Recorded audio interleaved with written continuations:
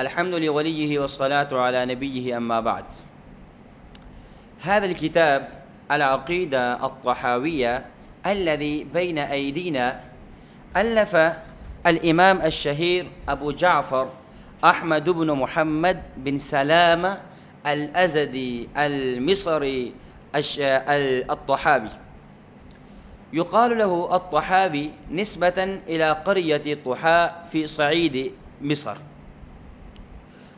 ولد إمام طحاوي رحمه الله تعالى في سنة 39 بعد 200 من الحجرة، ونشأ وترعرع في هذه القرية، وتلقى العلوم الابتدائية لا سيما العلوم من الأدب والشعر العربي من أبيه. كان أبوه عالما وفاضلا وشاعرا وأحد من أدباء العرب، وتلقى العلوم من خاله الإمام المزني رحمه الله تعالى، أحد من أصحاب الإمام الشافعي رحمه الله تعالى. كان الإمام الطحاوي رحمه الله تعالى في البداية شافعيا، ثم انتقل إلى مذهب أبي حنيفة رحمه الله تعالى. وما سبب انتقال مذهبه إلى مذهب أبي حنيفة رحمه الله تعالى؟ فقد ذكر الإمام العلامة زاهد الحسن الكوثري رحمه الله تعالى في مؤلفه الشهير الحاوي في الطحاوي، فيكتب يقول محمد بن أحمد الشروطي رحمه الله تعالى: سألت الإمام الطحاوي رحمه الله تعالى: لماذا خالفت مذهب خالك واخترت مذهب أبي حنيفة رحمه الله؟ فأجاب إمام الطحاوي رحمه الله تعالى: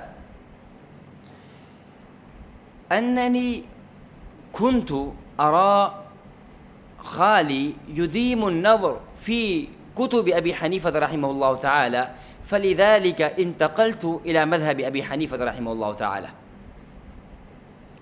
ولا شك أن الإمام الطحاوي رحمه الله تعالى أخذ العلوم من الشيوخ الكبار، مثل إمام أبو داود صاحب سنن أبي داود، وكذلك إمام نسائي صاحب السنن، وكذلك شيوخ آخر. ألف إمام طحاوي رحمه الله تعالى بضعة كتب الذي تدل على رسوخ علمه وفهمه وشرفه في التفسير وفي الحديث والفقه. أذكر عدة كتب الذي ألف إمام طحاوي رحمه الله تعالى: أحكام القرآن في التفسير، وكذلك شرح معاني الآثار ومشكل الآثار، والعقيدة الطحاوية الذي بين أيدينا.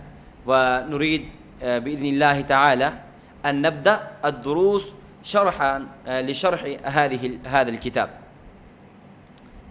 وللإمام الطحاوي رحمه الله تعالى له مكانة مرموقة رفيعة سامية بين أهل العلم، حتى أثنى عليه أهل العلم.